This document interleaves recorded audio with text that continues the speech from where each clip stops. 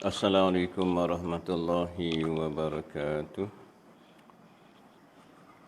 Bismillahirrahmanirrahim. Alhamdulillahi rabbil alamin. Wassalatu wassalamu ala asyrafil mursalin wa ala alihi wa sahbihi ajma'in. Subhanaka la ilma lana illa ma 'allamtana innaka antal alimul hakim. Wala haula wala quwwata illa billahil aliyil azim.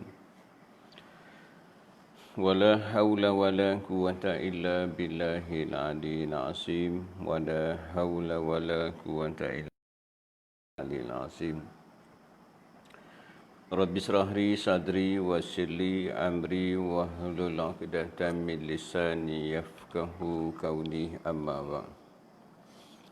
Qala Allah Ta'ala fil Qur'an al-'azim, a'udzu billahi minasy syaithanir rajim. Wallahu akhrajakum min butuni ummahatikum la ta'lamuna syai'a wa ja'ala lakumus sam'a wal absara wal afida la'allakum tashkurun. Sadaqallahul azim. Alhamdulillah, syukur kepada Allah Subhanahu wa taala kerana masih lagi dipanjangkan usia kita. Mudah-mudahan dengan panjangnya usia kita dapat sama-sama kita meningkatkan ketakwaan kita kepada Allah, iaitu kita menjunjung segala perintah Allah dan kita meninggalkan segala larangan Allah Subhanahu wa taala. Bersyukur juga pada Allah Subhanahu wa taala kerana memilih kita pada pagi ini untuk duduk dalam majlis ilmu. Mudah-mudahan kehadiran kita pada pagi ini dicatat oleh malaikat yang telah diamanahkan oleh Allah Subhanahu wa taala sebagai satu catatan yang mendapat keberkatan daripada Allah Subhanahu wa taala. Jadi sebelum kita mula pengajian kita pagi ini, marilah sama-sama kita membaca Ummul Kitab. Kita hadiahkan khusus buat Nabi kita Muhammad sallallahu alaihi wasallam, keluarga Nabi, sahabat-sahabat, tabi'in, tabi'in, para ulama, terutama buat guru-guru yang pernah mengajar kita, kedua ibu bapa kita sama ada yang masih hidup ataupun yang telah bertemu dengan Allah Subhanahu wa taala, terutama buat diri kita sendiri, muslimin, muslimat, mukminin, mukminat, al-ahya'i minhum wal amwat. Al-Fatihah. A'udzu billahi minasy syaithanir rajim.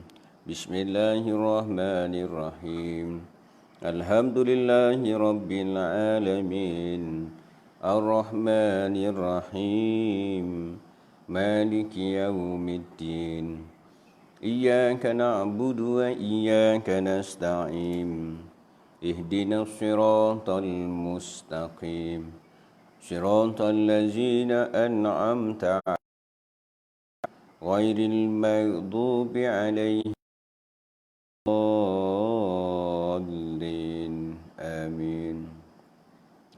Allahumma salli ala Sayyidina Muhammadin wa ala alihi wa sahbihi wa barik wa sallim. Allahumma salli ala Sayyidina Muhammadin wa ala alihi wa sahbihi wa barik wa sallim. Allahumma salli ala Sayyidina Muhammadin wa ala alihi wa sahbihi wa barik wa sallim. Allahumma salli ala Sayyidina Muhammadin wa ala alihi wa sahbihi wa barik wa sallim. Allahumma salli ala Sayyidina Muhammadin wa ala alihi wa sahbihi wa barik wa sallim. Allahumma salli ala Sayyidina Muhammadin wa ala alihi wa sahbihi wa barik wa sallim. اللهم صل على سيدنا محمد وعلى آله وصحبه وبارك وسلم. اللهم صل على سيدنا محمد وعلى آله وصحبه وبارك وسلم. اللهم صل على سيدنا محمد وعلى آله وصحبه وبارك وسلم. اللهم صل على سيدنا محمد وعلى آله وصحبه وبارك وسلم. اللهم صل على سيدنا محمد وعلى آله وصحبه وبارك وسلم. اللهم أنت ربي لا إله إلا أنت خلقتني وأنا على عهدك ووعدك ما استطعت أعوذ بك من شر ما صنعت وأبوء لك بنعمتك علي وأبوء بذنبي فاغفر لي فإنه لا يغفر الذنوب إلا أنت. رضيت بالله ربا وبالإسلام دينا بمحمد نبي ورسولا. رضيت بالله وبالإسلام دينا بمحمد نبيا ورسولا. رضيت بالله ربا بالإسلام دينا بمحمد نبيا ورسولا. InsyaAllah pagi ini kita sambung pengajian kita dalam kitab Fiqh Manhaji jilid pertama. Kita masih membicarakan hukum tentang tajuk hukum bersuci. Kita akan membicarakan tentang hikmat disyariatkan bersuci. Selamat datang sahabat-sahabat yang ikuti kuliah kita pada pagi ini. Mudah-mudahan kita semua diberi kesihatan oleh Allah Subhanahu wa taala, diberi perlindungan oleh Allah Subhanahu wa taala dan dikurniakan ganjaran di sisi Allah Subhanahu wa taala. Amin. Amin, mudah-mudahan. Baik. Jadi macam biasa sahabat-sahabat yang ikuti kita pagi ini, kita pakat-pakat share dekat sahabat-sahabat kita. Mudah-mudahan perkongsian kita pagi ini mudah-mudahan mendapat ganjaran di sisi Allah Subhanahu wa taala. Baik. Baik, pagi ini kita akan masuk hikmat disyariatkan bersuci. Tajuk hikmat disyariatkan bersuci. Bismillahirrahmanirrahim. Qala musannif rahimallahu taala hikmat disyariatkan. Islam mensyariatkan bersuci kerana terdapat hikmat yang banyak. Yang pertama, bersuci adalah satu tuntutan fitrah. Fitrah manusia cenderung kepada kebersihan dan secara semula jadi dan tidak suka dan menjauhkan diri daripada kejijikan dan kekotoran.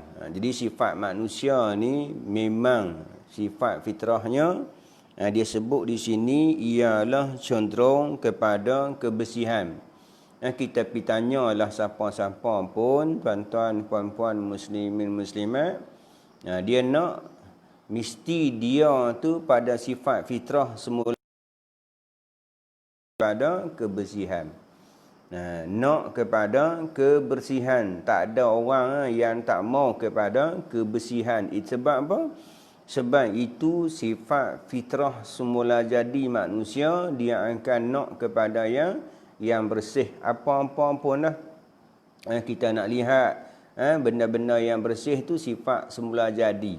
Kita tengok, kita suka, kita akan buat benda-benda bersih. Sebab apa? Itu sifat semula jadi manusia. Kalau dia sebaliknya, makanya dia dengan sifat fitrah manusia. Dia akan suka kepada bersih. Kalau pakaian dia akan suka kepada bersih. Kalau makan mesti suka makanan yang bersih. Apa-apa pun sifat semula jadi manusia, memang dia nak kepada kebersihan. Tapi kalau sebaliknya, maksudnya ada masalah lah dalam diri dia tu. Dia tengok, dia suka benda-benda yang tak bersih. Maksudnya ada masalah lah dalam diri dia. Oleh kerana Islam adalah agama fitrah, maka secara semula jadi, ia memerintahkan manusia supaya bersuci. Sebab agama kita ni agama fitrah, agama bersih. Kita sebut semalam, termasuk dalam hal Nabi sebut, an-nazafatu minal iman. Kebersihan itu adalah sebahagian daripada iman.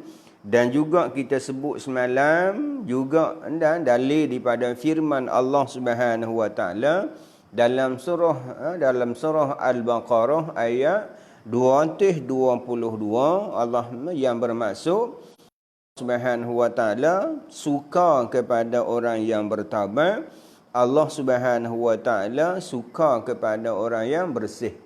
Sebab sifat manusia tu fitrahnya nak kepada bersih, maka Islam mensyariatkan supaya tu bersih. Contohnya kita nak beribadat mesti bersih, mesti kita bersih, sama ada hadas tu hadas kecil ataupun hadas besar. Hadas kecil yang kita sebut dah sebelum ni itibari pada anggota-anggota tertentu. Hadas besar ialah itibari kepada seluruh badan kita. Dan juga kita membersih pakaian kita, kita membersih badan kita, kita membersih tempat ibadat, tempat yang kita nak beribadat kepada Allah Subhanahu wa taala. Menjaga kemuliaan, izzah, kehebatan, kemegahan. Manusia semula jadi cenderung kepada orang yang bersih, suka berhimpun dan duduk bersamanya. Dan dia suka kepada bersih, sifat semula jadi manusia, cenderung seseorang yang bersih, suka berhimpun, duduk bersamanya. Dia akan sukalah kalau orang tu bersih, pakaian dia bersih, badan dia bersih, rumah dia bersih, kereta dia bersih. Manusia akan suka dah, manusia akan suka. Kita pergi rumah orang, rumah sahabat kita, rumah dia bersih. Kita suka tak pergi rumah dia? Suka. Tapi kalau pergi sebaliknya, tengok rumah pun berselera, rumah pun tak bersih, maka itulah kita tak akan suka. Begitu juga dengan sahabat kita yang kita duk kawan, mesti kita suka sahabat kita yang bersih. Begitu juga kalau kita suka kepada orang yang bersih, orang pula suka kepada bersih juga. Macam mana kita suka, begitu jugalah dengan sahabat kita pun akan suka kepada yang bersih. Dan pada waktu yang sama mereka benci kepada seseorang yang pengotor. Tak suka kepada yang pengotor. Contohlah kalau kita pergi orang tengok orang bawa roti canai ke, tengok macam mana. Kita tengok tak kalau kuku dia pun hitam, pakaian dia pun dalam keadaan apa? Tak bersih, kita suka tak makan di kedai tu? Kita pun tak suka. Kita pun tak suka tengok di kedai mereka sediakan senduk, tempat-tempat yang letakkan makanan-makanan tu, tempat-tempat yang bersih. Kadang-kadang dihiaskan pula bagi nampak makanan tersebut tu. Sebagai contoh, kita pergi pasar malam, tengok orang jual mi goreng, kotiau goreng, bihun goreng. Kita akan tengok terlebih dahulu orang yang jual tu. Kita akan tengok terlebih dahulu orang yang jual mi, jual kotiau, jual bihun, tengok orang tu. Dengan pakaiannya, lepas tu tengok keadaan tangannya, lepas tu tengok pula dalam keadaan dia pakai pula glove, lepas tu dia pakai pula dia punya penyepit ataupun senduk dan sebagainya. Kita akan nak beli pun kita suka, tuan-tuan. Tapi kalau sebaliknya, tuan-tuan, tengok baju pun basah, baju pun dalam keadaan tak bersih, kita pun tak jadi nak beli. Sebab itu sifat semula jadi manusia, dia akan suka kepada orang bersih dan tak suka kepada pengotor. Menjauhkan diri serta tidak suka duduk bersamanya.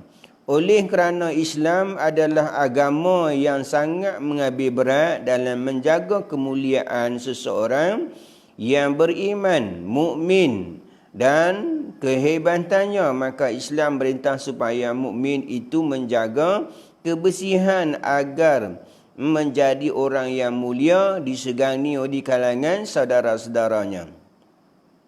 Yang ketiga, menjaga kebersihan adalah faktor yang amat penting untuk menjaga manusia daripada penyakit.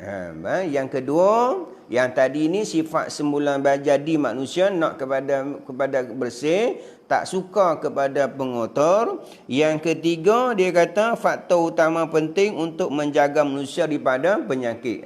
Tu kadang-kadang kalau kita tak jaga kebersihan ni, mudahlah dihinggapi penyakit dan sebagainya. Contohnya, makanan-makanan yang kita tak jaga dengan tidak tutup dan sebagainya, maka menyebabkan penyakit cirit, birit dan sebagainya. Begitu juga dengan badan kita, begitu juga kita kalau tak bersih, mudah tak dihinggapi penyakit, mudah dengan penyakit gatal sebagainya, panau kuat dan sebagainya. Kerana apa? Dalam keadaan tak bersih. Ini kita Islam dia suruh jaga ni sebab apa? Islam suruh kita jaga kebaikannya kembali balik kepada siapa? Kembali balik kepada kita. Tu Islam suruh kita jaga kebersihan ni sebab apa? Hak benda yang hak Islam suruh tu sifat jadi manusia dan akan kembali balik kepada kita duk sebut selalu Allah Subhanahu Wa Taala tidak ambil faedah sedikit pun apa yang disyariatkan oleh Allah. Allah tak ambil faedah. Allah Subhanahu Wa Taala tak ambil manfaat sedikit pun apa yang hak dia suruh kita buat. Suruh contohnya disebut ni ada orang yang tabat, Allah suka kepada orang yang bersih. Nabi sebut juga an-nazafatu minal iman. Kebersihan itu sebahagian daripada iman. Hak benda-benda yang hak syariat suruh ni, hakikatnya kebaikan tu kembali balik kepada hambanya, kepada manusia tu sendiri. Patut-patutnya kita ni berterima kasihlah kepada Allah Subhanahu Wa Taala. Dahlah kita ikut syariat Allah Subhanahu Wa Taala, kita akan dapat ganjaran daripada Allah Subhanahu Wa Taala, dan kebaikan juga kita hanya dapat kebaikan tu di dunia. Kebaikan yang hakiki ialah kebaikan di akhirat esok ni. Dunia kita dapat kesihatan, dunia kita dapat badan kita sihat dan sebagainya. Hidupan kita tu kehidupan yang sempurna kerana apa? Kita ikut syariat ni. Contohnya badan kita jadi sihat. Maksudnya tak ada lah benda-benda tu yang menyebabkan badan kita sakit dan sebagainya. Sebab apa? Kita ikut syariat yang telah ditetapkan oleh Allah Subhanahu Wa Taala. Bukan hanya hak tentang kebersihan saja. Semua hak syariat yang telah disyariatkan oleh Allah SWT kepada hambanya, maka kebaikan tu semua akan balik kepada hambanya. Kebaikan di dunia dan juga kebaikan di akhirat.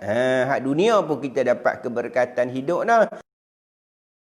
Faedah di atas apa yang kita buat, dengan kesihatannya, dengan badan kita sihatnya, dengan orang pun suka dekat kita.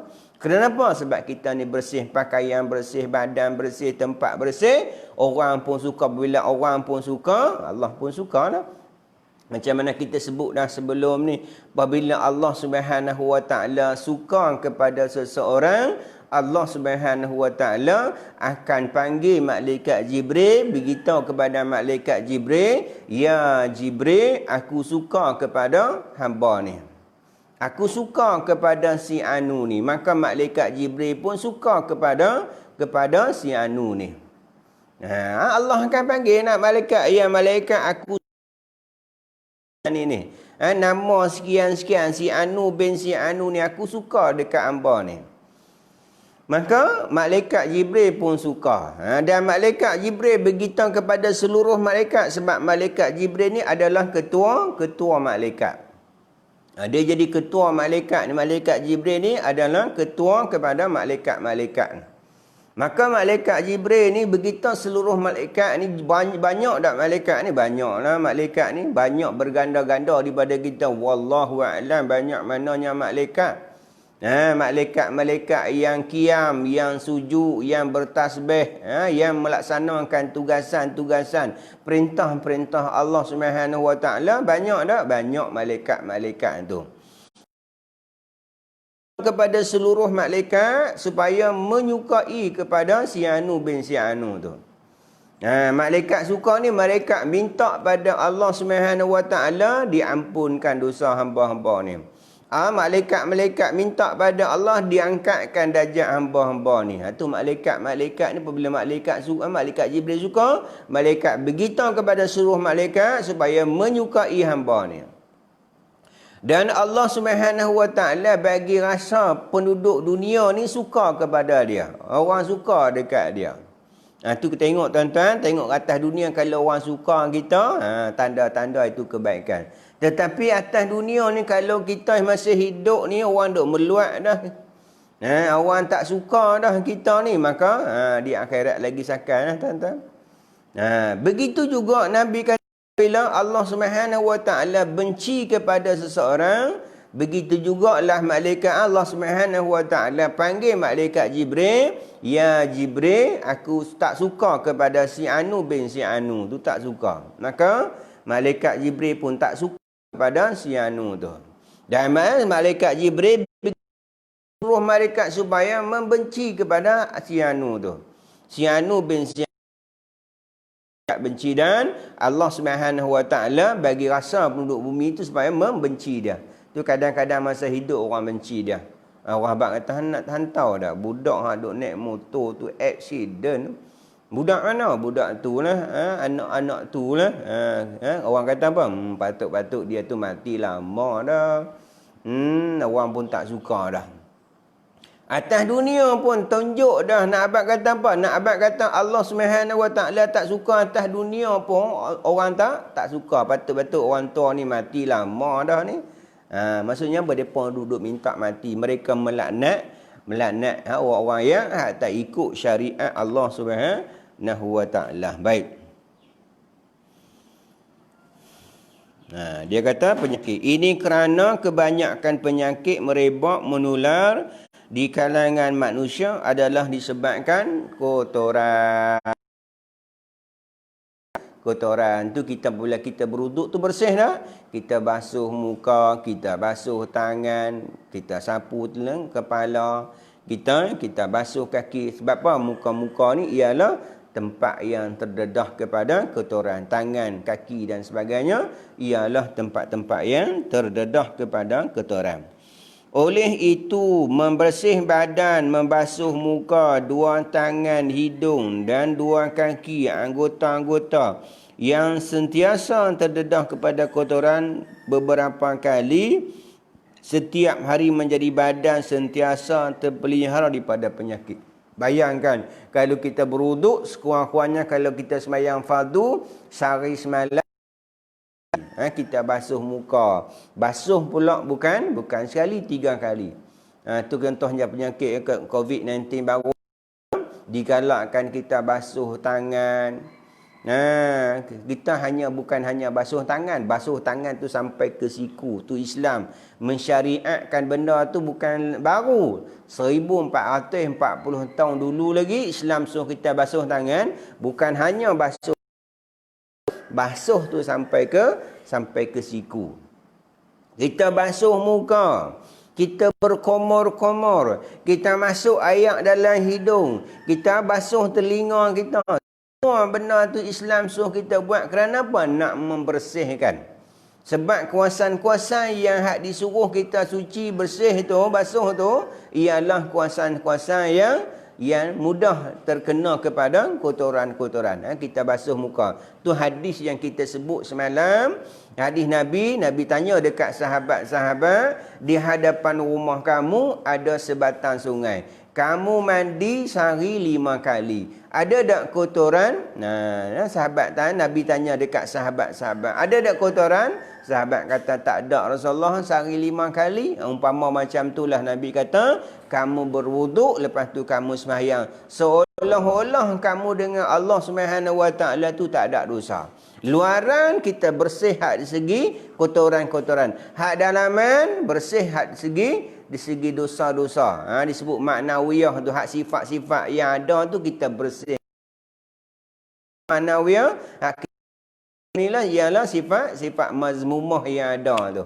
Hak luaran kita basuh hak luaran, nampak basuh muka, buang segala habuk kotoran dan sebagainya. Hak dalaman, di muka kita tu ada mata, di muka kita tu ada hidung, di muka kita ada segala dosa mata kita, segala dosa hidung kita, segala dosa mulut kita. Keluar dah, semua tak nampak lah dosa-dosa yang keluar. Ketika kita basuh muka, keluar muka, dosa hidung, dosa mulut, dosa mata. Kita basuh telinga, keluar dosa-dosa telinga. Keluar dosa-dosa telinga, keluar. Kita basuh tangan, keluar dosa-dosa tangan kita. Kita berkomor-komor, keluar dosa. Kita masuk air dalam hidung, keluar dosa-dosa. Maksudnya apa? Keluar dosa-dosa. Cuma dosa-dosa yang hak keluar tu nampak tak? Tak nampak lah. Tuhan benda yang hanya kita beriman tak nampak. Tak nampak benda tu. Tu apabila kita hak dosa tu dosa-dosa kecil lah. Dosa besar yang kita sebut sebelum ni ialah dengan kita lepas kita berwuduk disunatkan kita berdoa, sebab di akhir doa wuduk tu disebut dengan subhanallah wa bihamdika asyhadu an la ilaha illa anta astaghfiruka wa atubu ilaik. Kan doa tu kita sebut dah sebelum ni. Kita apabila kita berwuduk jangan kita lupa berdoa. Doa apa Ustaz? Doa wuduk. Doa wuduk. Sebab apa kita sebelum ni, orang yang lepas berwuduk, dia menyempurnakan wuduk, iaitu melaksanakan yang sunat-sunat. Lepas tu dia berdoa dengan doa yang kita sebut dah semalam. Iaitu asyhadu an la ilaha illallah wahdahu la syarikalah wa asyhadu anna muhammadan abduhu wa rasuluh. Allahumma ja'alni minat tawabin wa ja'alni minal mutatahhirin. Subhanallah wa bihamdika asyhadu an la ilaha illa anta astaghfiruka wa atubu ilaik. Orang yang baca doa Nabi kata, maka dibuka lampan pintu syurga untuk dia. Pilihlah pintu syurga mana yang dia nak masuk. Yang berwuduk menyempurnakan wuduknya, tidak bercakap-cakap ketika dia berwuduk. Lepas tu dia berdoa pada Allah SWT dengan doa wuduk ni. Maka dibuka lampan pintu syurga untuk dia. Pilihlah pintu syurga mana yang dia masuk. Mudah dah, nak abang kata mudah lah. Sebab apa dalam ni juga ada kita minta ampun dengan Allah Subhanahu Wa Taala. Apa dia? Kita sebut apa? Astaghfiruka wa atubu ilaik. Dia itu aku memohon ampun daripadamu dan aku bertaubat kepadamu. Yang tadi kita berwuduk ni keluar dosa-dosa kecil kita, dosa mata kita, dosa hidung kita, dosa mulut kita, dosa telinga kita. Dan doa pula diampunkan dosa-dosa besar kita. Dosa besar kita. Tu kita ni banyak dosa. Kalau kita berwuduk tiap-tiap kali, macam tadilah, umpama kita ni tak ada dosa dengan Allah Subhanahu Taala, sama ada dosa kecil ataupun dosa besar. Dosa kecil dengan kita melakukan kebaikan-kebaikan, dengan kita basuh muka, basuh tangan, sapu kepala dan kaki, dosa kecil kita keluar. Begitu jugalah dengan kita beristighfar pada Allah Subhanahu Wa Taala dalam doa tadi ni, iaitu astaghfiruka wa atubu ilaik.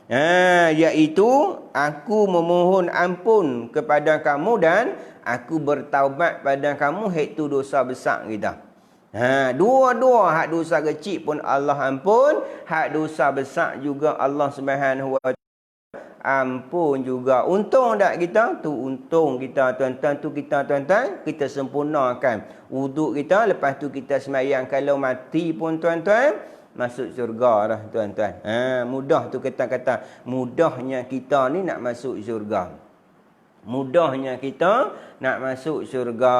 Macam mana kita sebut dah sebelum ni, seorang sahabat Nabi tanya, bilakah berlakunya kiamat? Maka Nabi tanya, kamu dah bersedia tak nak hadapi kiamat? Dan sahabat ni kata, ya Rasulullah, saya ni buat yang fardu-fardu, buat semayang tak banyak mana, puasa sembahyang sunat tak banyak mana, puasa sunat tak banyak mana. Cuma saya cinta kepada kamu, saya cinta kepada Allah Subhanahu wa taala. Maka Nabi sebut wal mar'u ma'a man ahabba, seseorang akan bersama dengan siapa yang dia kasih. Di akhirat besok ni kita akan bersama dengan siapa yang kasih. Maka kita nak bersama orang yang kita kasih, maka kita atas dunia ikutlah apa yang hak kekasih kita buat. Tu disebut dengan laqad kana lakum fi Rasulillah uswatun hasanah, bagi kamu pada diri Rasulullah sallallahu alaihi wasallam contoh ikutan yang baik. Nabi kita tu contoh ikutan yang baik. Ikutlah Nabi kita. Sebab apa yang Nabi bawa ni, sebuah apa ini semuanya adalah wahyu daripada Allah Subhanahu wa taala untuk kebaikan kita di dunia dan juga untuk kebaikan kita di akhirat. Sebab apa kita duk sebut selalu dah? Sebab kehidupan kita atas dunia ni adalah kehidupan yang sekejap sahaja. Sekejap sahaja, bukan lama tuan-tuan. Macam kita kata hari tu minta doa balighna Ramadan supaya Allah Subhanahu wa taala pertemukan pada bulan Ramadan. Tengok tuan-tuan, raya hari ni berapa dah? Hari ni kita masuk bulan Syawal dah. Tengah Syawal dah tuan-tuan, sekejap saja. Kita hanya baru masuknya Ramadan telah pergi meninggalkan kita tanpa kita sedar. Sekejap dah, sekejap tuan-tuan. Rasa baru saja tuan-tuan. Macam kita, macam saya ni, umur saya dah hampir dekat 50, 40 lebih tuan-tuan. Rasa baru saja. Zaman-zaman muda, rasa baru kita main. Rasa baru saja duk main goli. Rasa baru saja duk main goli, getah dan sebagainya. Sekejap masa tu dah pergi meninggalkan kita tanpa kita sedar. Sekejap lagi tengok tak ada dah.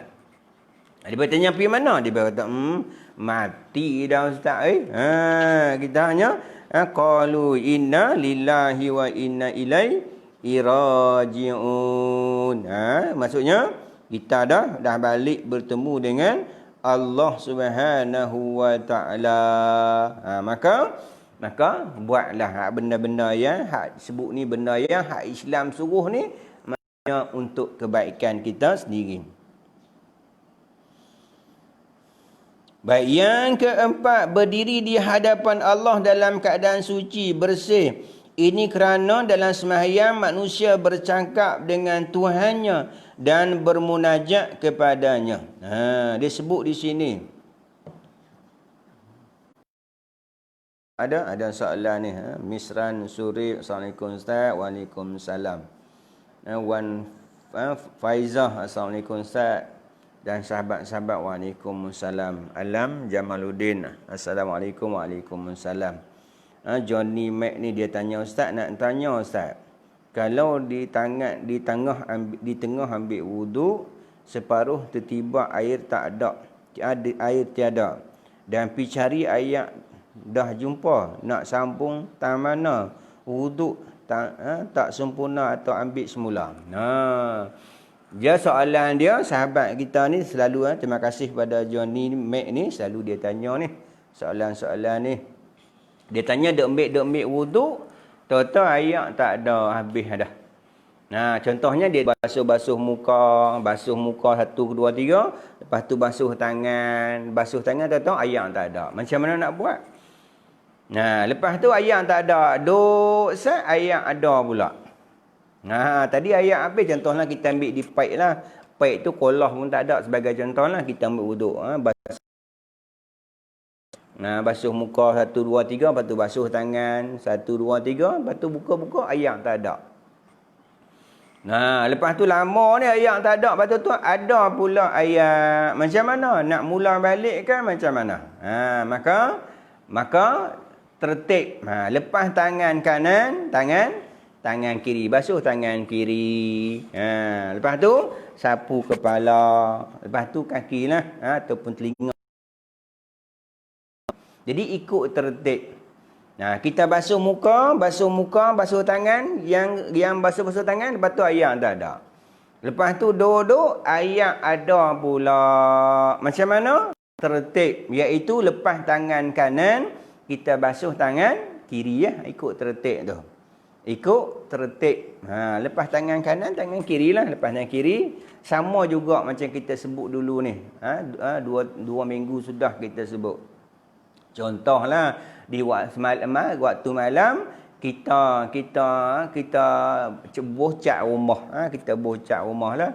Nak tidur tu kita bersih semua, bersih dah, tak ada apa. Mai kita nak bangkit pagi nak semayang subuh, saya buat contoh soalan lah. Ambil wuduk, mandi, ambil wuduk, basuh semua siap. Basuh muka, basuh tangan, sapu kepala, basuh kaki, semua siap. Kita pun mai semayang subuh. Allahu Akbar. Semayang semua siap. Bagi salam. Assalamualaikum warahmatullahi. Assalamualaikum warahmatullahi. Lepas tu tengok ada di kuku cat. Contoh di kuku kita tu ada cat. Macam mana Ustaz? Sah tak semayang kita? Semayang tak sah dah. Sebab apa? Sebab ada benda yang terhalang ada pada anggota wuduk kita. Tengoklah benda terhalang tu duduk di kuku kita. Kalau di badan tak apa sebab dia bukan anggota wuduk. Maksudnya duduk di kuku kita. Duduk di kuku. Maka macam mana nak buat Ustaz? Maka kita pergi buanglah cat yang di kuku tu. Buang, basuh tantu saja. Contohnya ada di tangan kanan kita tu, cat ada di tangan kanan kita tu. Kita pun kikis-kikis, buang, bersih, basuh tantu sahaja. Tancak tu. Lepas tu ikut tertib. Lepas tangan kanan kiri. Lepas tu sapu kepala. Lepas tu kaki. Ikut tertib. Begitu juga beza. Semua hak kita sebut ni tentang bab wuduk. Itibari pada anggota tertentu. Berbeza dengan mandi wajib. Mandi wajib tidak ada tertib. Sebagai contoh tadilah. Lepas kita semayang. Lepas kita mandi wajib. Pergi jalan-jalan tertengok. Ada cat di tangan. Oh ada cat tangan. Kita tengok. Oh tadi cat tadi. Maka kita basuh tangan mana? Tak di kuku tu saja. Buang-buang cat tu basuh di kuku je. Lepas tu basuh dah lain tak? Yang lain tak perlu basuh. Sebab apa? Sebab mandi wajib tidak ada tertib. Mandi wajib itibari kepada seluruh badan. Beza dengan wuduk. Cuma kita bezalah di antara wuduk, hadas kecil dan juga angkat hadas besar. Mengangkat hadas kecil tertib. Kena tertib. Contohnya sahabat kita yang tadi ni, dia berwuduk, basuh muka, basuh tangan, kita tengok ayat tak ada. Duk lama, lepas tu baru ayat ada. Habis pula ayat ada macam mana? Ikut tertib. Lepas tangan kanan, muka tak payah basuh dah. Muka tak payah basuh, tangan pun tak payah basuh. Lepas tu tangan kiri lah ikut tertib. Lepas tu sapu kepala. Lepas tu kaki lah. Maksudnya boleh kot nah, boleh faham apa yang saya sebut tadi yang ditanya oleh sahabat kita. Begitu jugalah sahabat-sahabat lain yang nak ajukan soalan berkait dengan tajuk kita pagi ini. Tajuk berkait dengan benda tajuk lain pun insya-Allah kalau mampu saya jawab. Tak mampu saya jawab, saya hanya kata wallahu a'lam. Baik, kita sambung. Berdiri di hadapan Allah dalam keadaan suci. Sebab bersuci kita sebut ulang-ulang sebut dah. Bersuci ini termasuk dalam syarat sah sembahyang. Bersuci ini ialah termasuk dalam syarat sah sembahyang. Kalau tak sempurnakan bersuci, maka sembahyang kita tidak sah. Tu kita nak kena sempurna sungguh bersuci ni. Kena suci sungguh-sungguh ni, bersih sungguh. Sebab sebentar lagi kita nak berhadapan dengan Allah Subhanahu Wa Taala. Kalau bersuci di wuduk dengan hak disebut dengan 4 rukun tadi yang kita sebut dah sebelum, iaitu 4 basah, 2 kering. Apa dia 4 basah? Basuh muka basah, sapu kepala basah, basuh kaki basah. Itu 4 basah, 2 kering, niat dan tertib. Niat dan tertib. Kita basuh anggota-anggota yang telah disyariatkan oleh Allah Subhanahu Wa Taala. Ayat yang kita telah baca dah sebelum ni, surah Al-Maidah. Allah berkata, auzubillahi minasyaitonirrajim, ya ayyuhallazina amanu idza kumtum ila shalah faghsilu wujuhakum. Wahai orang yang beriman, apabila kamu nak sembahyang, kata Allah, basuhlah muka kamu. Basuhlah tangan kamu hingga ke siku. Sapulah kepala kamu. Basuhlah kaki kamu hingga ke buku lali. Maka sebab apa? Sebab sebentar lagi kita akan menghadap Allah Subhanahu Wa Taala. Kita nak jumpa kekasih kita pun kita bersih tak badan kita? Ingatlah kita nak jumpa kekasih kita macam mana? Kita bersih tak? Bersih badan kita. Kalau kita nak pergi jumpa kekasih kita, baju kita pakai baju yang bersih. Membersihkan badan kita, kita pakai kasut yang elok, stocking yang elok, kemas.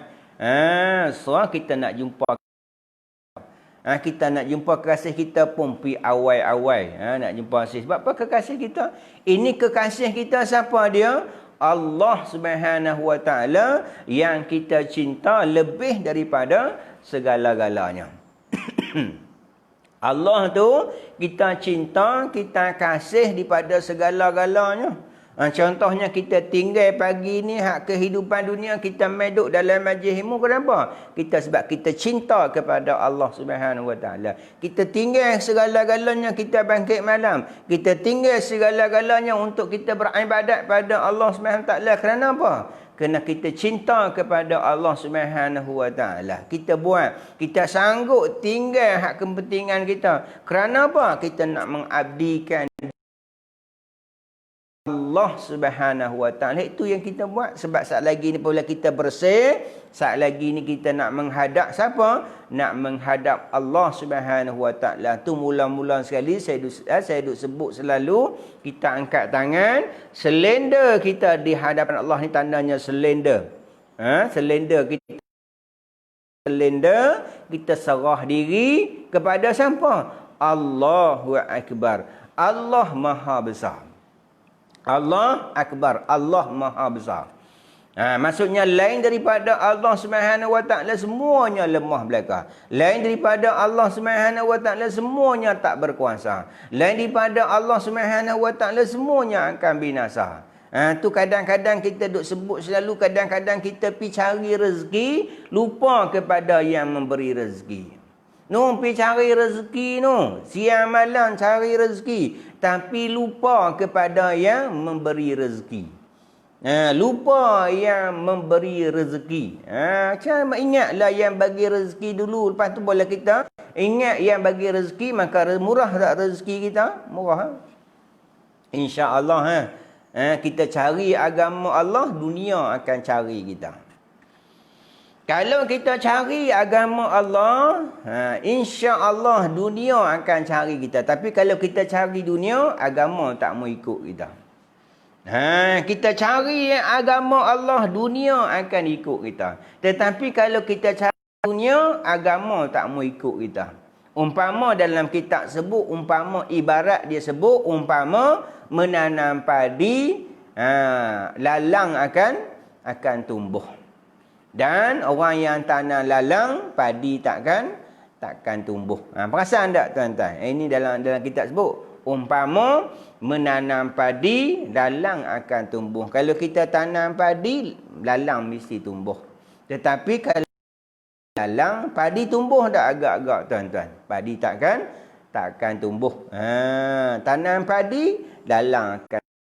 Tapi kalau kita tanam lalang, padi takkan tumbuh. Samalah kita cari agama Allah, dunia akan kejar kita. Jangan risau tuan-tuan, kita cari agama Allah. Maka Allah Subhanahu Wa Taala akan tolong kita. Allah Subhanahu Wa Taala akan bersama kita dengan kita duk risau hak dunia ni tuan-tuan. Cari agama, dunia dapat saja. Cari dunia, cari agama, maka dunia dapat saja. Dunia ni akan kejar kita. Dunia akan cari kita. Jangan kita risau. Tapi kalau kita cari dunia, maka agama pun tak mau ikut kita. Salah tak cari dunia? Tak salah lah. Tak salah pun carilah dunia. Tapi jangan kita ni kadang-kadang pergi cari rezeki, lupa yang memberi rezeki. Lupa nak sembahyang, lupa nak beribadat, lupa nak buat syariat Allah Subhanahu Wa Taala. Baik.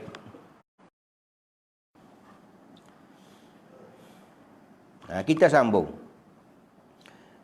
Berdiri di hadapan Allah dalam keadaan suci dan bersih. Kita nak berhadapan dengan Allah dalam keadaan bersuci dan bersih, kerana bersuci dan bersih itu termasuk dalam syarat. Sama ada suci pada badan, suci pada pakaian, suci pada tempat yang kita nak beribadat. Begitu juga sama kecil ataupun mengangkat adah besar. Nak kena suci. Kalau tidak, sembahyang kita yang kita sebut dah semalam, Allah Subhanahu Wa Taala tak terima. Letih dak amalan kita buat selama 10 tahun, 20 tahun, 30 tahun, amalan kita Allah Subhanahu Wa Taala tak terima. Letih saja kita buat ibadat, tak dapat apa-apa pun di sisi Allah Subhanahu Wa Taala. Letih dah? Letih kita duk sangka amalan yang kita buat ni rasa banyak dah. Dengan tahajud kita, dengan amalan-amalan kita buat, tapi hakikatnya balik esok di akhirat umpama debu yang berterbangan. Ini kerana dalam sembahyang manusia bercakap dengan Tuhannya. Sembahyang itu kita bercakap lah. Kita cakap seolah-olah sembahyang ni kita berkata-kata dengan Allah. Tu makna sembahyang ialah doa. Sembahyang maknanya doa. Kita ni bermunajat kepada Allah Subhanahu Wa Taala. Tu dah sembahyang itu kita doa. Kita mengagungkan Allah, kita memuji Allah, kita minta doa pada Allah. Itulah sembahyang tu. Kita disebut Allah sebut dalam Al-Quran. Sebut a'udzubillahi minasyaitonirrajim.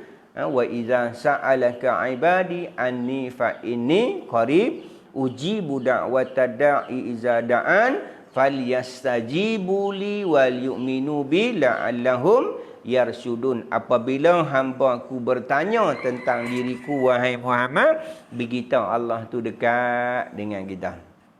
Ketika mana? Ketika kita sujud pada Allah Subhanahu Wa Taala, Allah hampir dengan kita. Maksudnya doalah. Apabila hamba-Ku berdoa kepada-Ku, nescaya Aku berkenankan doanya. Minta doa, Allah berkenankan doa. Sahutlah seruan Aku, kata Allah. Jadi masa sujud tu banyak kita berdoa. Mintalah selalu doa yang kita baca selepas kita baca Subhana rabbiyal a'la wa bihamdi, baca 3 kali. Subhana rabbiyal a'la wa bihamdi. Kalau doa, ya doa, mintalah Allahumma inna nas'aluka ridhaka wal jannah wa na'udzubika Allahumma innaka afuwun tuhibbul afwa fa'fu anna wa an walidina, pun boleh jugalah. Atau minta Allahumma inni a'udzubika min azabil qabri, min azabil mahsyar, wa min azabi jahannam, wa min fitnatil mahya wa min fitnatil masyihid dajjal. Minta doa. Ataupun doa yang lain juga masyhur, doa daripada hari Nabi, doa iaitu Allahumma ja'alni ataupun Allahumma ja'alna min ataqaika minan nar. Pada Allah Ta'ala, Allah Subhanahu Wa Ta'ala jauh kita daripada azab Allah Subhanahu wa taala, iaitu api neraka Allah Subhanahu wa taala. Banyak kita berdoa dalam sujud kita. Lama sujud. Lama sujudlah. Cuma tengoklah sujud kalau kita imam, jangan kita lama-lama sujudlah. Maksudnya kita sembahyang seorang-seorang tu buat kita lamakan sujud. Sujud pada Allah, bermunajat pada Allah. Sebab sembahyang tu kita berkata-kata dengan Allah Subhanahu wa taala. Dia tu dengan maknanya munajat pada Allah Subhanahu wa taala. Dia kata, manusia bercakap dengan Tuhannya dan bermunajat kepadanya. Oleh itu selayak dan sepatutnya beralam keadaan suci dan batin. Sebab kita ni bermunajat, berhadapan dengan Allah, kita berkata-kata dengan Allah, maka sepatutnya kita tu bersih. Macam kita menghadap raja atas dunia ni, raja kita, tuan diminta hadir ke istana untuk terima anugerah dengan pangkat kebesaran, dengan gelaran datuk. Nak pergi tu dalam keadaan macam mana kita agak-agak? Pakai baju raya tu juga ataupun nak beli baju lain? Tukar Ustaz. Malu nak pakai baju hak lama. Kita tukarlah baju yang elok, yang baru, elok. Kita pergi agak-agak mandi dah. Mandi Ustaz. Nak jumpa raja. Pakaian kita kemas, semuanya kemas. Sebab apa? Sebentar lagi kita nak jumpa raja, nak terima anugerah. Ini kita nak jumpa siapa? Kita nak jumpa Maliki Yaumiddin, raja pada hari kemudian. Lagi-lagilah kita nak kena suci. Baik. Suci daripada zahir dan batin. Hak luaran pun kita suci, hak dalaman pun kita nak kena suci daripada dosa-dosa kita lah. Dosa-dosa kita. Sifat-sifat rumah zahir dan batin. Bersih hati dan juga bersih badan kerana Allah Taala kasih kepada orang yang suka bertabat dan sentiasa bersih. Air yang boleh dibuat bersuci, ialah air hujan. Ini bolehlah air bersuci. Nak wuduk kan, nak mandi hadas besar, air hujan. Laut pun boleh. Air sungai, air mata air dan air salji. Air ni ialah air yang boleh buat bersuci. Nak beruduk kan, nak mandi hadas besar kan, boleh air dia itu. Air hujan, air laut, air perigi, air sungai, mata air. Air laut ni ialah satu hadis Nabi sebut ketika seorang sahabat Nabi tanya Rasulullah. Sahabat Nabi ni dia buat air sikit untuk minum lah. Maka sahabat tanya Rasulullah, bolehlah kami nak beruduk dengan air laut? Maka Nabi kata air laut itu suci dan menyucikan, dan segala bangkai di dalamnya halal dimakan. Laut boleh kita buat bersuci. Semua air ini tergolong dalam kedua kategori, iaitu air yang turun daripada langit dan air yang terbit daripada terpancar daripada bumi lah. Maksudnya kalau daripada langit ialah air hujan. Batu air salji, itu air pada langit lah. Air daripada bumi ialah air laut, air perigi, air sungai, air mata air. Inilah yang disebut dengan ayat daripada bumi. Firman Allah Subhanahu wa taala surah Al-Furqan ayat 48, A'udzubillahi minasyaitonirrajim, wa anzalna minas sama'i ma'an tahura, dan kami telah turun daripada langit air yang suci. Inilah dalil Allah Subhanahu wa taala turun air daripada langit, air yang suci. Surah Al-Furqan ayat 48. Firman Allah Subhanahu wa taala yang bermaksud, dan dia Allah menurunkan ke atas kamu air yang air hujan supaya kamu bersuci dengannya. Inilah dalil nak kata air hujan tu suci dan menyucikan. Abu Daud, Tirmizi, Nasa'i, Ibnu Majah dan Imam Ahmad bin Hanbal. Tirmizi berkata hadis hasan sahih. Ini hak tadi ni, hadis hak saya baca tadi ni. Meriwayat daripada Abu Hurairah radhiyallahu anhu, katanya seorang sahabat bertanya kepada Rasulullah sallallahu alaihi wasallam, wahai Rasulullah, kami telah berlayar di laut dan di bumi membawa bersama-sama kami air yang sedikit. Sekiranya kami berwuduk dengan airnya, kami akan dahaga. apakah boleh kami berwuduk dengan air laut? Rasulullah sallallahu alaihi wasallam menjawab, airnya suci dan halal bangkai di dalamnya. Inilah dalil nak kata air laut tu suci dan menyucikan. Daripada hadis tadilah yang kita baca. Maksud halal bangkai dalamnya ialah semua yang mati dalamnya seperti ikan lah. Kita Imam Syafi'i ini bangkai itu termasuk ikan. Ikan. Dua bangkai ikan yang dua bangkai yang boleh kita makan. Kita bangkai boleh makan tak? Bangkai apa? Bangkai ikan dan belalang. Dua ni. Cuma kita belalang ni kita kalau kosan belah Kedah ni orang tak makan belalang. Ada setengah-setengah negeri depa makan belalang. Belalang kuning tu depa makan. Depa goreng masak kunyit. Goreng dengan bawang, bawang cabai goreng. Depa kata sedap. Tapi kita tak pernah makan tuan-tuan belalang tu. Dua bangkai yang boleh kita makan ialah ikan dan belalang. Dua darah, limpah, hati dan limpah. Ni kita akan jumpa nantilah. Jadi kita habis dah tajuk ni. InsyaAllah kita akan masuk lepas ni ialah bahagian-bahagian air. InsyaAllah bagi besok ni kita akan hurai. Ada berapa ayat? Ada 4 ayat lah. 4 air yang kita akan hurai iaitu air yang suci dan air mutlak. Lepas tu air yang suci. Menyucikan tapi hukumnya makruh. Apa dia ayat tu? Ayat musyammash. Yang ketiga, suci tetapi ayat tu suci, boleh minum tapi tidak menyucikan, iaitu air mustakmal. Dan yang keempat ialah air mutanajis. Jadi tak boleh buat apalah.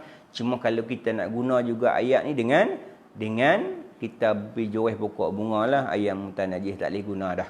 Sebab air yang tercampur dengan najis. Maksudnya air tu berubah warna, rasa dan warna. Ataupun air sedikit yang terkena najis, maka ayat tu jadi ayat mutanajis. Jadi kita ingat kita sampai tantu dulu pagi ni.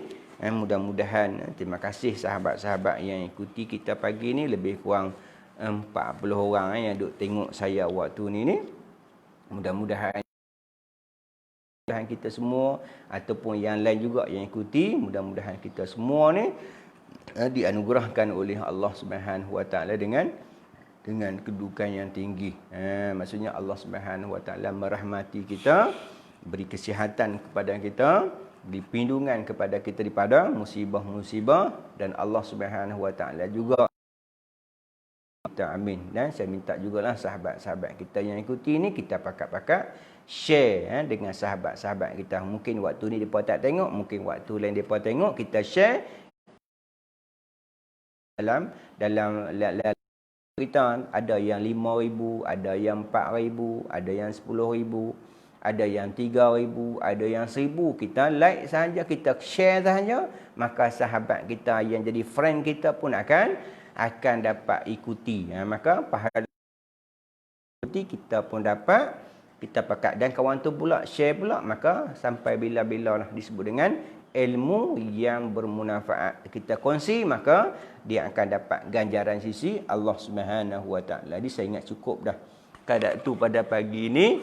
Yang baik datang daripada Allah Subhanahu Wa Taala. Yang kurang adalah kelemahan diri saya. Saya mohon maaf sekiranya ada terkasar bahasa. Bismillahirrahmanirrahim. Alhamdulillah. Wassalatu wassalamu ala asrafil mursalin wa ala alihi wa sahbihi ajma'in. Allahumma faqihnahu fid din wa 'allimna ta'win wahdina ila siratikal mustaqim. Allahumma aghina bil ilmi wa zayyina bil hilmi wa akrimna bit taqwa jamilna bil afiyah. Ya Allah, ya Rahman ya Rahim, ampunkanlah dosa kami ya Allah. Ampunkanlah dosa kami ya Allah, ampunkanlah dosa kami ya Allah. Ya Allah, ya Rahman Rahim, ampunkan dosa kami terhadap kedua ibu bapa kami ya Allah, terhadap pasangan kami, anak-anak kami ya Allah, sahabat-sahabat kami, muslimin, muslimat, mukminin, mukminat, al-ahya'i minhum amwat. Ya Allah, ya Rahman Rahim, ampunkan dosa kedua ibu bapa kami ya Allah, kasihlah mereka ya Allah seperti mereka mengasihi. Rahmanirrahim, ya syafa. Ya Allah, ya Rahmanirrahim, yang sakit, ya Allah, kau sembuhkanlah segala penyakitnya, ya Allah, kau sembuhkanlah segala penyakitnya, ya Allah, kau sembuhkanlah segala penyakitnya, ya Allah, ya Allah, ya Rahman Rahim, ya Razak, ya Allah, kau kiranya di kalangan kami ada yang susah, ya Allah, kau permudahkanlah kehidupannya, ya Allah, limpahkan rezeki yang melimpah-limpah buatnya, ya Allah. Rabbana atina fid dunya hasanah wa fil akhirati hasanatan wa qina azabannar. Wa sallallahu ala sayidina Muhammadin khatimil anbiya mursalin wa ala alihi wa sahbihi ajma'in. Subhana rabbika rabbil izzati amma yasifun wa salam salimul hamdulillahi rabbil alamin. Sekian billahi taufiq wal hidayah. Wassalamu warahmatullahi wabarakatuh.